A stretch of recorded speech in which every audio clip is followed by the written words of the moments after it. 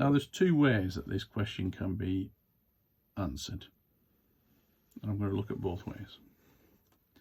We have got in dollars the cost of the camera is $3,179.55 Hong Kong dollars.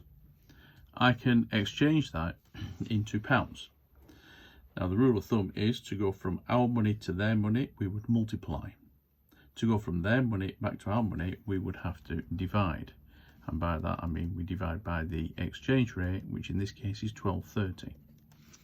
So in the calculator, we've got 3,179.55.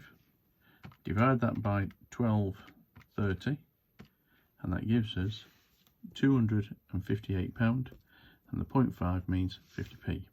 So the difference in costs, it was £285 in London.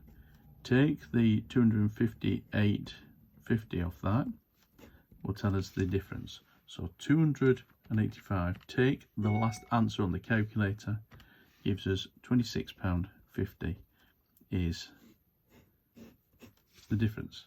You notice how much cheaper it is in Hong Kong. The alternative though, I could have exchanged our cost into Hong Kong dollars. As I said, to go from our currency to theirs, we'd times by the exchange rate. So here, to go from ours to theirs, we'd times by the 12.30. So calculator once again, 285 times by the 12.30 would make it 3,505, and then the 0.5 means 50 Hong Kong dollars. So the difference will be 3,505.50.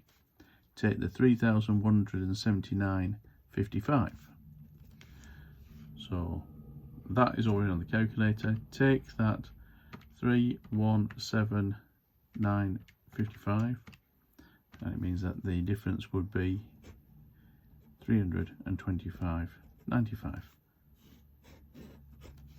Hong Kong dollars. And because it didn't specify which one, either way would be acceptable.